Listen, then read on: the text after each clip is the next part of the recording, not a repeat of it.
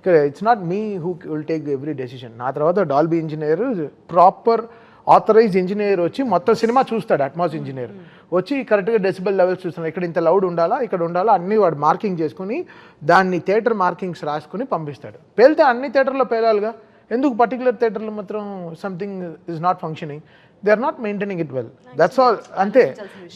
ఇప్పుడు 100 కిలోమీటర్లో correct tyre maintain చేస్తే కార్ పంచర్ కూడా వెళ్తుంది, పాత టైర్లో తోలితే పంచరే అవుతుంది. So some theatres they have not change the speakers.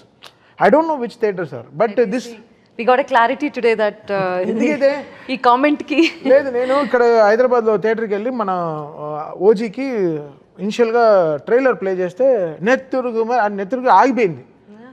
Theatre ఆగిపోయి స్క్రీన్ మాత్రం నడిచేవాడు, సౌండ్ మ్యూట్ అయిపోయింది. అలా పైకి వెళ్ళి చూస్తే ఇంకా పాత వీగార్డ్ స్టెబిలైజర్లో పాత అవుజ్ యాంపులే వాడుతున్నారు, డిఎస్సి యాంపులు ఇంకా అవే వాడుతున్నారు. So they have to change, అందరూ have to come together sound systems అంతా.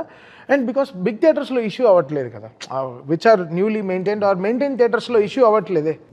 థియేటర్స్ ఇప్పుడు ఇది కాదు, పాత థియేటర్స్లో కూడా ది స్పీకర్స్ వాళ్ళు మార్చారు, చేశారు. బికాస్ మేము మా థియేటర్లో టెక్నికల్గా చాలా అప్పు ఉంటాయి కదా, నేను ఒక్కరిని డిసైడ్ చేసేదే కాదు. ఐ విల్ జస్ట్ ఆస్క్, ఇక్కడ వాల్యూమ్, ఇక్కడ తగ్గు, ఇక్కడ వాల్యూమ్, ఇక్కడ డైలాగ్ ఉండాలి, ఇక్కడ ఎఫెక్ట్స్ ఉండాలి, అంతే నా డిజైన్ తప్ప. ఓవరాల్గా నా వెనకాల చాలామంది ఉంటారు. నా షాదాబ్ అని నా ఇంజనీర్ ఉంటాడు, వాడు మ్యూజిక్ మిక్స్ ఇంజనీరింగ్ వాడు. దాని తర్వాత ఉదయ్ తను డిటిఎస్ మెయిన్ డాల్బీ ఇంజనీర్ ఉంటాడు. దీని తర్వాత అట్మాస్ ఇంజనీర్ వచ్చి అప్రూవ్ చేస్తాడు. ఇంత లెవెల్స్ అంతా అతను మార్కింగ్ చేసుకుని, ఇది ఎక్కువ లౌడ్ అయిపోతుంది, ఇక్కడ తగ్గించండి, ఇలా ఉండకూడదు, ఇక్కడ ఈ ట్రబుల్ నాయిస్ వస్తుంది, ఇవన్నీ డిజైన్ చేసి పంపిస్తాడు. బట్ ఇక్కడ ఫిల్మ్ తగ్గినట్టే అన్నీ ఉంటుంది. What ever film is asking will score according to that. ఊరికే మనం బాధేం.